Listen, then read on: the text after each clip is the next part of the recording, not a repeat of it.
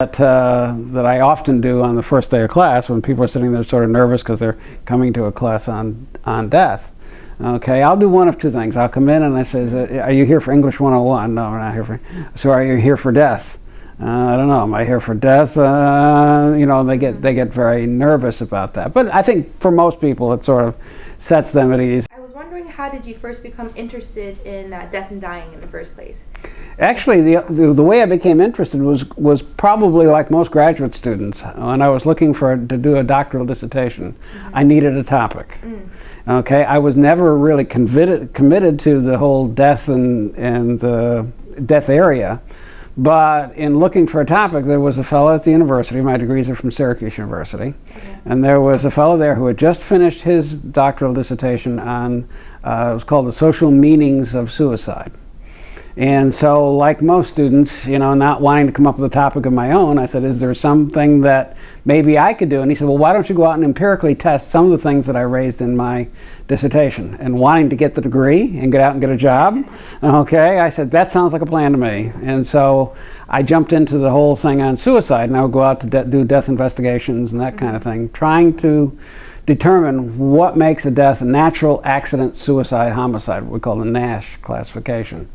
And in going out and doing that research, that got me into interested in the whole area of death. And then it must have been, and that was 68, 69, somewhere in there. And then I had the opportunity to be exposed to Dr. Elizabeth Kubler-Ross. And she had just written her book on death and dying at that point, and sort of the 5 stages of adjustment to dying.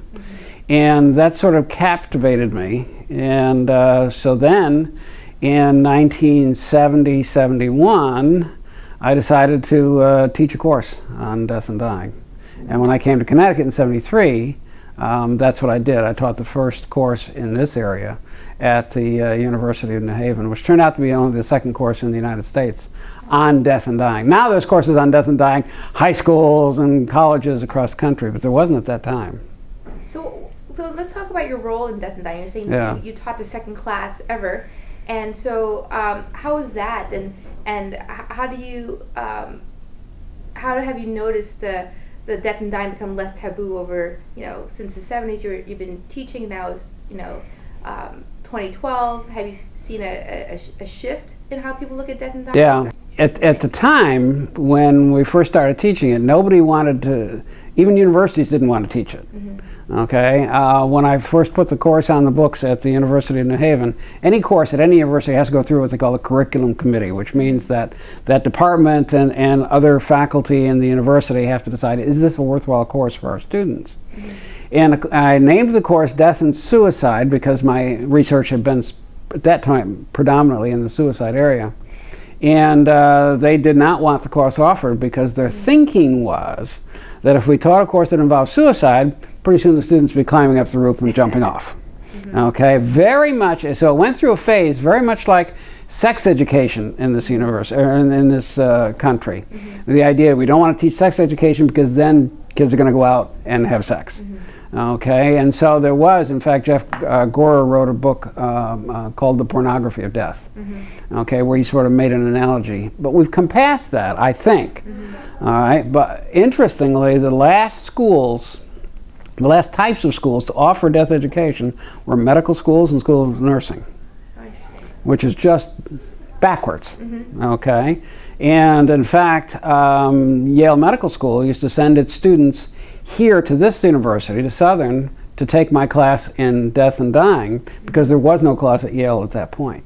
Oh, wow. So what are some of the main principles you're trying to get across in your death and dying class? Like, what, you know, it's very broad, death and dying. Yes. You know, for those who hear about it and kind of wonder, well, what is that? It could mean so many different things.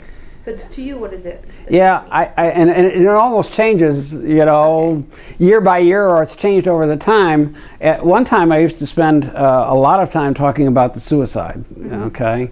And now I try and cover everything from making people aware of their own mortality. And in fact, I do that the very first day of class. All right, very first day of class, I asked people 3 questions, and I said, how old do you think you will be when you die? What do you think you will die from? and what are we going to do with your body, bury or cremation? And that gets people thinking about their own mortality. So I'm trying to get people to think about their own mortality, the idea that we all will die, which we know at an intellectual level, but accepting it at an emotional level is something that's very different. And then I get people interested in my one goal always in my death and dying class is to get students talking to family members about these issues. Because a lot of times family members don't talk, okay, and they don't even know, do their parents have a will, okay, do their partners have wills, and what's going to happen if something should you become incapacitated? What about advanced directives in terms of what if you can't make the decisions for yourself? And then in terms of the healthcare issues, what happens in terms of like hospice? A lot of times people have heard the word hospice, but they don't really know what it is, and so I try and get them involved in terms of that kind of thinking. The field trips to the funeral home, the field trips to the cemeteries to try and deal with the institutions of death. We talk about life insurance. We talk about a variety of what about near-death experiences? What happens to the body? What happens to the soul after we die, if there is such a thing as a soul? So I try and paint a broad picture